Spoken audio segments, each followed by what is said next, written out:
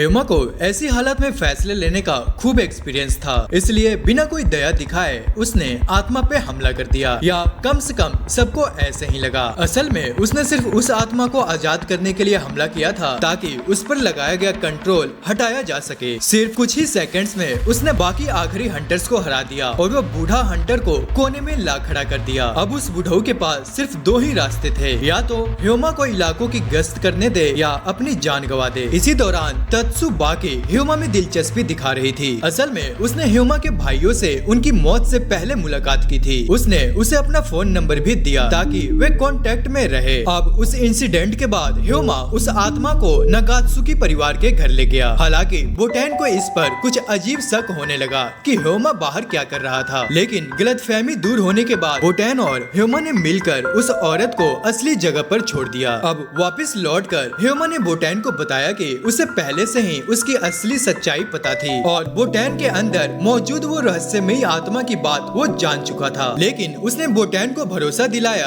कि जब तक वो गार्डियन आई है उसे किसी चीज की चिंता करने की कोई जरूरत नहीं है। इसी दौरान ह्यूमा ने अपने अतीत की वो दर्दनाक कहानी भी बताई कि कैसे उसने अपने भाइयों को खोया और बदले की आग में वो हंटर्स बन गया। इधर आत्माएं और ज्यादा पक्की हो गई कि ह्यूमा ही बोटैन के लिए सबसे सही पति होगा। इसी बीच शिकारी ग्रुप को एक नई मुसीबत का सामना करना पड़ा। प्राचीन तायू कबीले के शिकारी एक भयंकर आत्मा गिरोह से जूझ रहे थे और ये वही आत्माएं थी जिन्होंने यातना देने वाले औजारों को अपने कब्जे में लिया था। इनका सफाया करने में पहले कई ग्रुप्स को मिलकर लड़ना पड़ा था, इसलिए इस बार कमेटी ने ह्यूमा और यू को वहाँ पर भेजा। लेकिन ये दोनों दोस्त बिल्कुल तेल और पानी की तरह थे, मतलब एकदम अलग। यू ने ह्यूमा को बताया कि ये गिरोह बेहद ताकतवर था। इससे पहले उन्हें रोकने के लिए कई ग्रुप्स को मिलकर लड़ाई करनी पड़ती थी। लेकिन ये सुनकर ह्यूमा खुश हो गया कि चलो आखिरकार कोई तो है मेरे लायक। अब जब वे दुश्मनों के अड्डे पे पहुँचे तो वहाँ तत्सुबाकी पहले से ही मौजूद थी। वह भी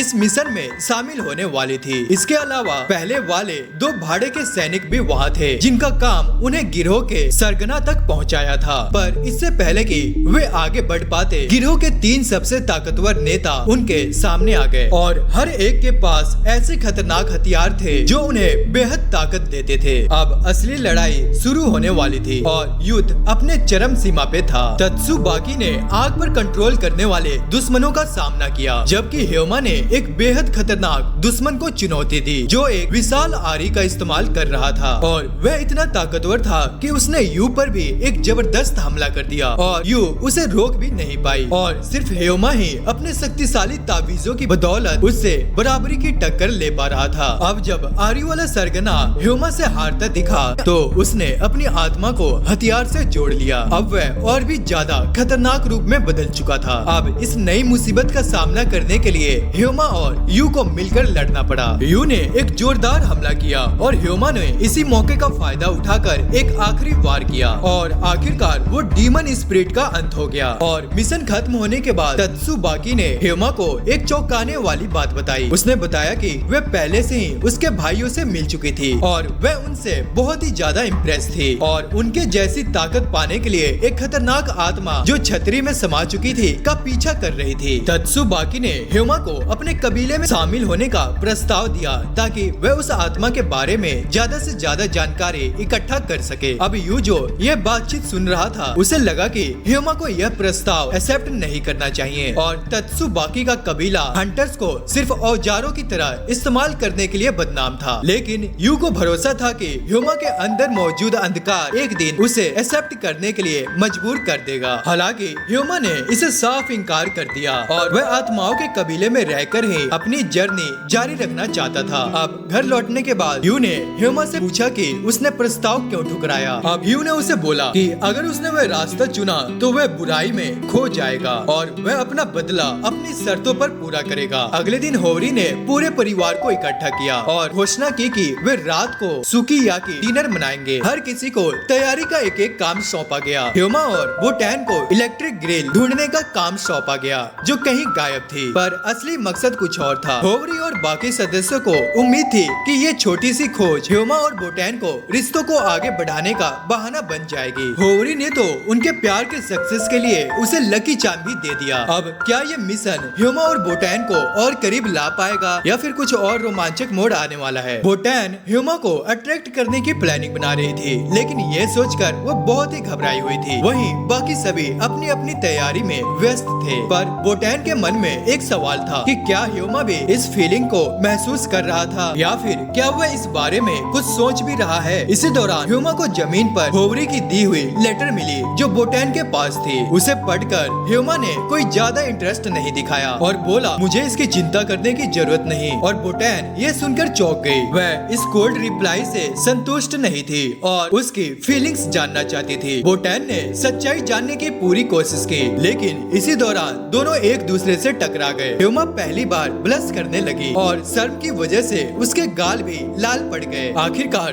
दोनों ही अपनी फीलिंग्स छिपा नहीं सके और रात होते ही सबने मिलकर खूब शानदार खाना खाया और बहुत एंजॉय किया। इसके बाद ह्यूमा ने बोटैन से कहा कि नगात्सुकी परिवार उसे अपने भाइयों की याद दिलाता है। उसने यह भी माना कि बोटैन के पास एक अद्भुत परिवार है। और कुछ दिनों बाद ह्यूमा को एक स्पेशल हंटिंग अपैरल स्टोर से इनविटेशन मिला, क्योंकि आमतौर पर हंटर सुरक्षा कवच पहनते हैं ताकि चोटों से बचा जा सके, लेकिन ह्यूमा हमेशा बिना किसी सुरक्षा से लड़ता था और हर बारी बुरी तरह जख्मी हो जाता था। अपनी घाव को बढ़ने से रोकने के लिए उसने इस बार उनका कहा माना। जैसे ही ह्यूमा स्टोर पहुंचा, उसकी मुलाकात तत्सुबाकी से हुई। तत्सुबाकी ने खास तौर ह्यूमा के लिए एंट्री पक्की करवाई थी, क्योंकि उसने पहले ही देख लिया था कि ह्यूमा बिना सुरक्षा कवच के लड़ता था और उसने तुरंत ही बोटैन को ह्यूमा के प्यार के लिए अपनी राइवल मान लिया। और अब बस लड़ाई सिर्फ हंटर्स और आत्माओं की ही नहीं थी, बल्कि ह्यूमा के दिल पर कब्जा करने की भी थी। वाह भाई, एक से भले दो। अब स्टोर के अंदर ह्यूमा को पता चला कि ये हंटर्स कवच कोई नॉर्मल कपड़े नहीं थे, बल्कि ये खास आत्माओं की शक्ति से बने थे जो कपड़े के रूप में थे। इन्हें पहनने के लिए हंटर्स को पहले उन आत्माओं का भरोसा जीतना पड़ता था और उनसे इंटरेक्ट करना पड़ता था, लेकिन ह्यूमा ने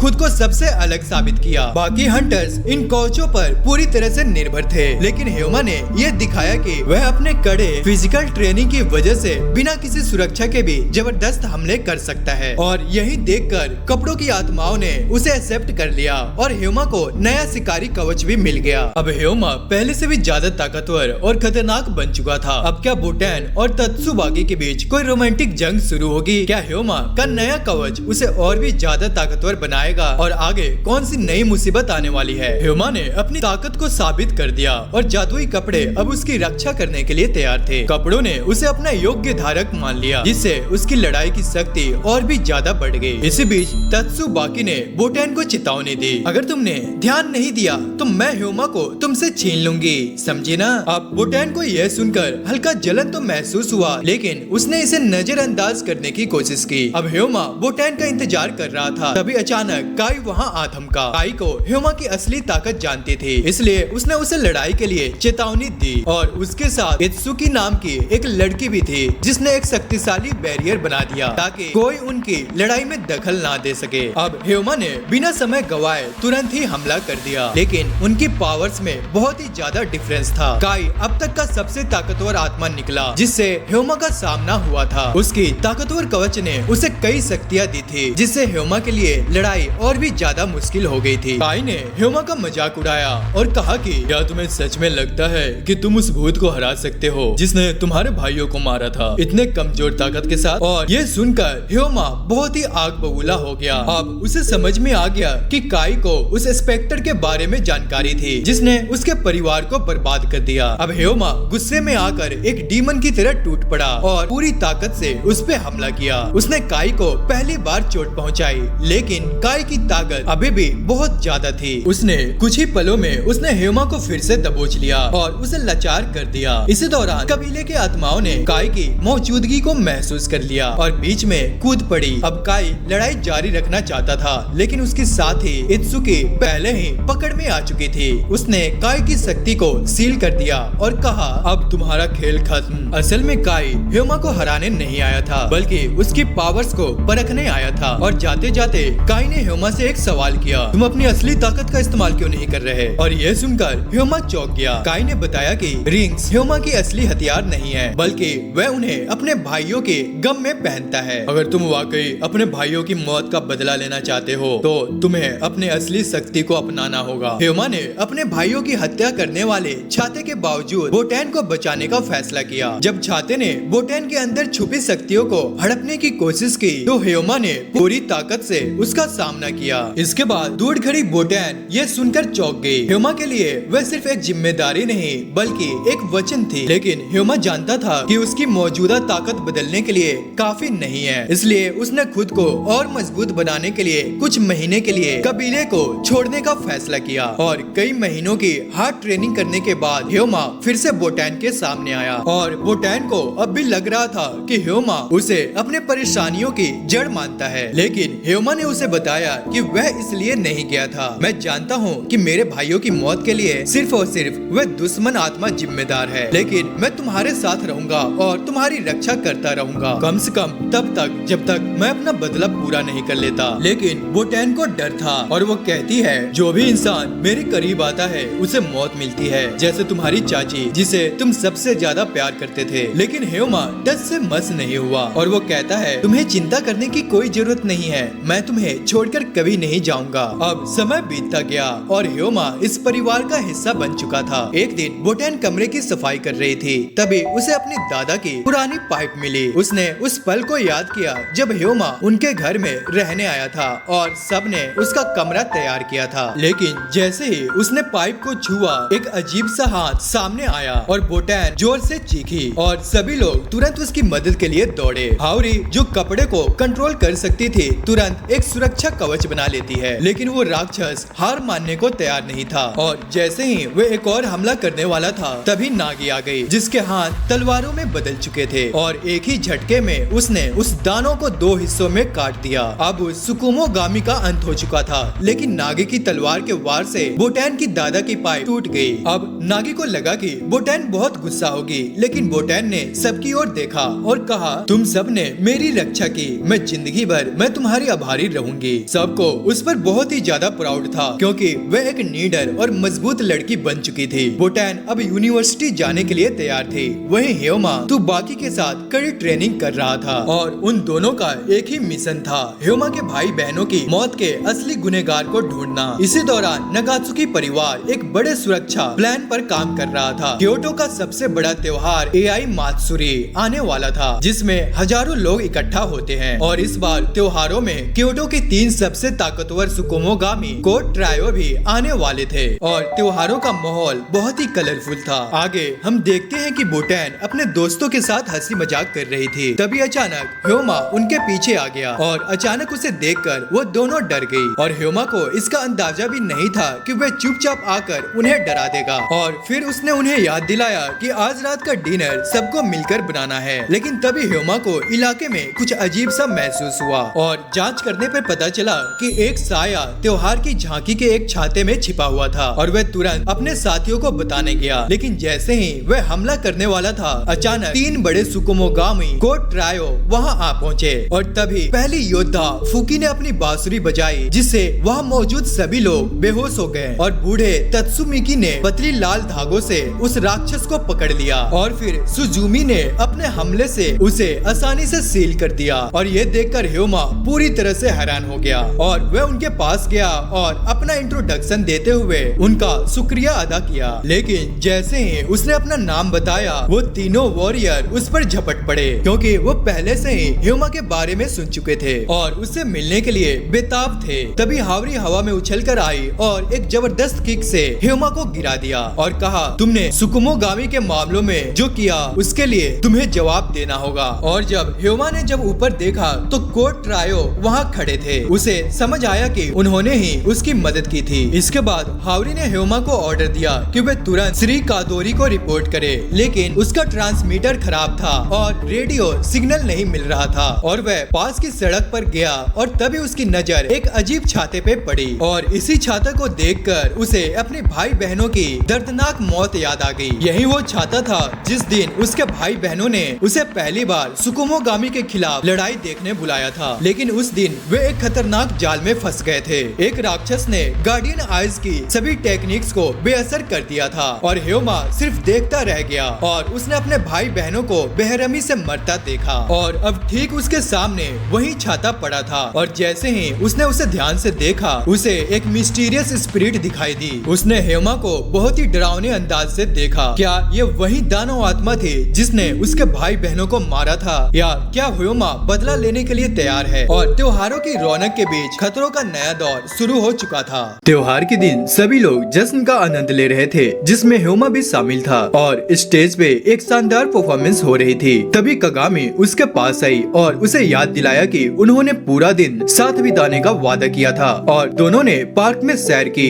और एक इटालियन रेस्टोरेंट में खाना भी खाया और नए कपड़े ट्राई किए। और तभी ह्योमा को एहसास हुआ कि उसने कभी इस तरह की मस्ती नहीं की थी। उसने अपनी पूरी जिंदगी बस ट्रेनिंग और सुकुमो गामी से लड़ाई पे ही फोकस की थी, लेकिन कगामी ने उसे ठान लिया था कि वह उसे अब असली मजे करना सिखाएगी। और पूरे दिन मस्ती करने के बाद दोनों वापस से उसी जगह पर लौट गए और जैसे ही वो लौटे एक खतरनाक सुकुमो गामी वहाँ पर आ गया, पर नागी पहले से ही उसके पीछे लगी हुई थी और ह्योमा भी बिना टाइम वेस्ट किए उसकी मदद करने गया और तीनों ने मिलकर उस डीमन को सील कर दिया। अब कगामी मुस्कुराते हुए देखा, उसे पूरा यकीन था कि बोटैन अब सुरक्षित हाथों में है। और त्योहारों के बाद कोट रायो नगात्सुकी परिवार के स्टेट की ओर रवाना हुए। तभी तुबाकी और सुजुमी ने बोटैन से पूछा कि आजकल के लड़के किस तरह के सॉन्ग सुनना पसंद करते हैं, क्योंकि वो अपने स्टाइल को बदलने की सोच रहे थे। वहीं ह्योमा को ये सब बहुत ही बोरिंग लग रहा था और उसने नागी को ये बात याद दिलाई कि ये सब बस शोर है और हर कोई म्यूजिक की बात कर रहा है। तभी ह्योमा स्टेट से बाहर निकला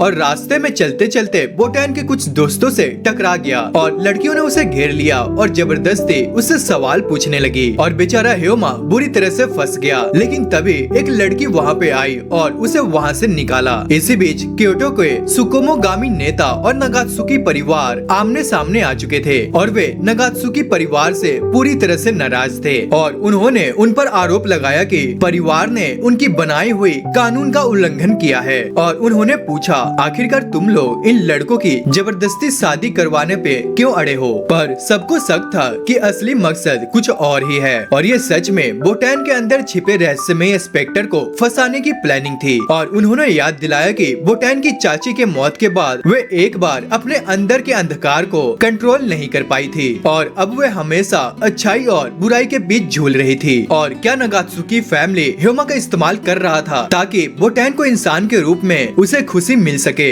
और उसके अंदर के राक्षस को हमेशा के लिए सील किया जा सके, क्योंकि बोटैन का परिवार ब्राइडल आइटम से बना था। उन्हें लगा कि ये शादी ही उनका असली कर्तव्य है और इस फैसले के पीछे किसी का सिक्स सेंस भी काम कर रहा था। पर क्या ये सच में ह्योमा और बोटैन की शादी की साजिश थी, या फिर क्या ह्योमा को इस खेल का हिस्सा बनाया जा रहा था, या फिर इसके पीछे कुछ और ही बड़ा रहस्य छिपा हुआ था? और इसके बाद वो बुजुर्ग औरत ने ये अनाउंस किया कि ह्योमा एक अच्छा जीवन साथी बनने पर खरा उतरता है, लेकिन सावधान भी किया कि अगर नियम तोड़े गए तो इससे सिर्फ तबाही ही होगी। हालांकि इसके बाद होरी ने साफ कह दिया कि अगर जरूरत पड़ी तो वो किसी भी हद तक लड़ेंगे। तभी क्योटो के तत्सुकुमो गामी ने अचानक संगीत बजाना शुरू कर दिया और नगात्सुकी परिवार के नेता घबरा गए और उन्हें लगा कि यह किसी हमले की शुरुआत है, लेकिन असली मकसद कुछ और था। तत्सुमो गामी बस ये जानना चाहते थे कि उनकी डाउट सही थी या नहीं और उस बुजुर्ग औरत ने कहा कि वे तब तक विरोध नहीं करेंगे जब तक कोई उनकी प्लानिंग में दखल न दे। और बैठक का असली कारण एक खतरनाक तत्सुमो गामी के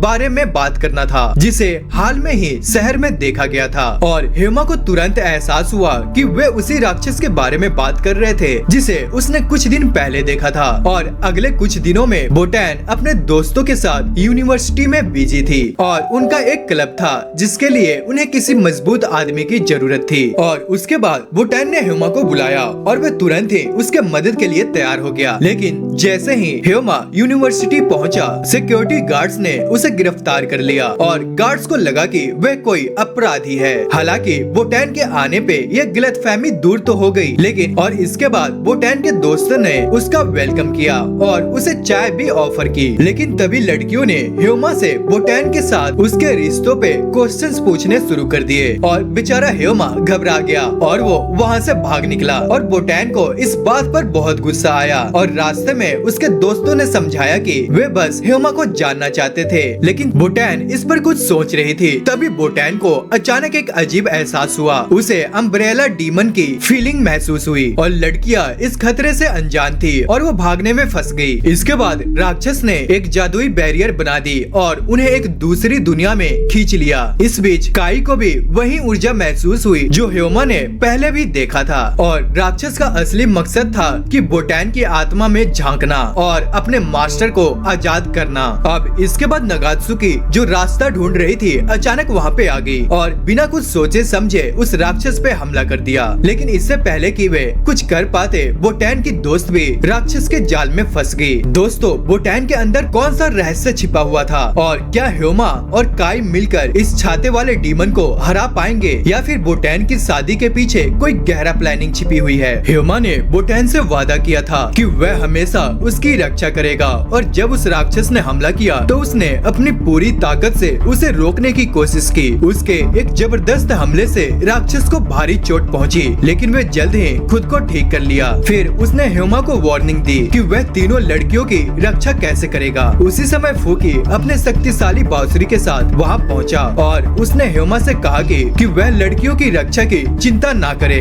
बल्कि पूरी ताकत से राक्षस से लड़े। और राक्षस इस लड़ाई को लेकर बहुत ही ज्यादा एक्साइटेड था क्योंकि वह अपने भाई बहनों की मौत का बदला लेना चाहता था। अब ह्योमा इस लड़ाई को लेकर बहुत ही ज्यादा एक्साइटेड था क्योंकि वह अपने भाई बहनों की मौत का बदला लेना चाहता था। हालांकि ह्योमा जानता था कि ये राक्षस बहुत ही ज्यादा डेंजर है, लेकिन उसे अब भी शक था कि क्या ये वही राक्षस था जिसने उसके भाइयों को मारा था, क्योंकि इसका रंग रूप उसके बचपन की यादों से अलग था। उसे अपने गुस्सों पर काबू रखकर सोच समझकर लड़ाई करनी थी। तभी दुश्मन ने अपने शक्तिशाली हथियारों को बुलाया और बैरियर को सोख लिया। अब ह्योमा को लगा कि राक्षस भागने की कोशिश कर रहा है, तो उसने उसे वार्निंग दी कि वह उसे किसी भी हालत में इंसानों को नुकसान नहीं पहुंचाने देगा। लेकिन पलक झपकते ही राक्षस गायब हो गया और अचानक उसके पीछे आ गया। जब ह्योमा ने हमला किया तो दुश्मन ने आसानी से उसे चकमा दे दिया और दूर खड़े होकर उसे नफरत के भाव से देखा। उसने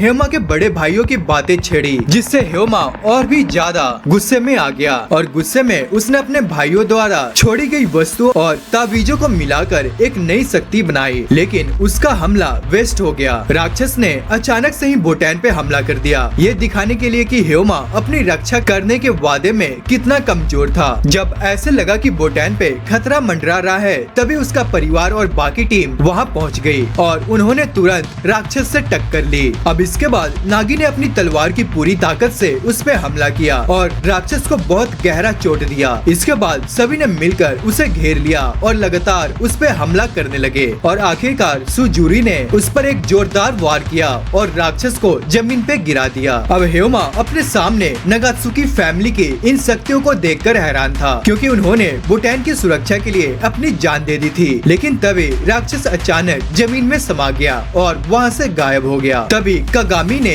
अपनी मिरर शक्ति का इस्तेमाल करके राक्षस को खोज निकाला। तभी उसी वक्त जब वह बोटैन पर फिर से हमला करने वाला था तभी होरी ने अपने हथियार से राक्षस का हाथ दो हिस्सों में काट दिया और ह्योमा ने मौके का फायदा उठाकर उसे जोरदार लात मारी जिससे वह दूर जाकर गिर पड़ा। अब क्योटो के सुकुमोगामी योद्धा और नगात्सुकी परिवार मिलकर इस राक्षस को हमेशा के लिए सील करने के लिए रेडी थे। अब राक्षस ने अपनी हार मान ली और अजीब से मुस्कुराते हुए वहाँ से गायब हो गया और सभी के बीच उस बूढ़े सुमिकी ने यह घोषणा की कि वह सील किए गए वस्तु को गार्डियन आई की सुरक्षा में रखेगी। उन्होंने यह भी बताया कि बाद में वे ह्योमा के भाइयों की मौत के बारे में जानकारी जुटा सकते हैं। फिलहाल सभी को नियमों का पालन करना होगा। तभी वह बूढ़ी औरत ने सभी को आदेश दिया कि वे दिन भर अब आराम करे। ह्योमा को इस बात पर डाउट हुआ कि जिस राक्षस को वह इतने सालों से ढूंढ रहा था उसे इतनी आसानी से हरा दिया गया। बाद में होरी ने ह्योमा को थैंक्स बोला क्योंकि उसने बोटैन की रक्षा की, लेकिन ह्योमा ने कहा कि असल में उसने ऐसा कुछ नहीं किया, उसने बस दुश्मन को हराने पे ध्यान दिया था और असली सुरक्षा तो बाकियों ने की थी। और ये सुनकर उसके चेहरे पे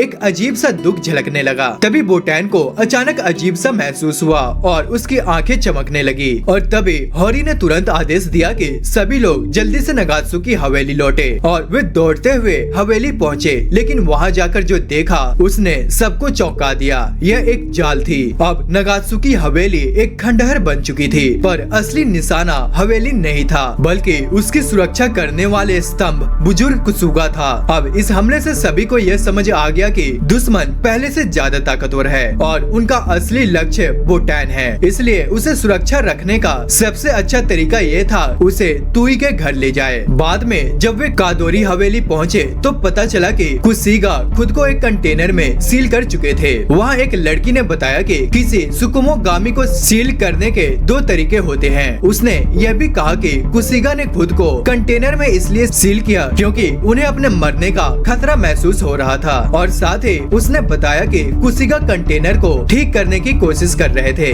लेकिन उन्हें ये नहीं पता था कि वह जिंदा बचेंगे या नहीं। अब इसी बीच बोटैन बेहोश पड़ी हुई थी और उसका परिवार उसकी हालत को देखकर बेहद चिंतित था। तभी तायू ने कहा कि अब वे बड़ी मुसीबत में फंस चुके हैं क्योंकि कुसीगा ही हवेली की सुरक्षा का सबसे बड़ा स्तंभ थे। क्योंकि कुसीगा न केवल हवेली की सुरक्षा करते थे बल्कि बोटैन के अंदर छिपे राक्षस को भी काबू में रखते थे। अब उनके न होने से बोटैन की शक्तियाँ बेकाबू हो सकती थी, इसलिए सबसे सुरक्षित तरीका यही था कि बोटैन को कहीं सुरक्षित जगह पर बंद रखा जाए। तो दोस्तों ये पार्ट यहीं पे खत्म होता है। तो अगर आपको ये वीडियो पसंद आई तो वीडियो को लाइक और चैनल को सब्सक्राइब जरूर करें, और अगर आपको इसका नेक्स्ट पार्ट चाहिए तो मुझे कमेंट करके जरूर बताएं। तो आज के लिए इतना ही, मिलते हैं नेक्स्ट वीडियो में।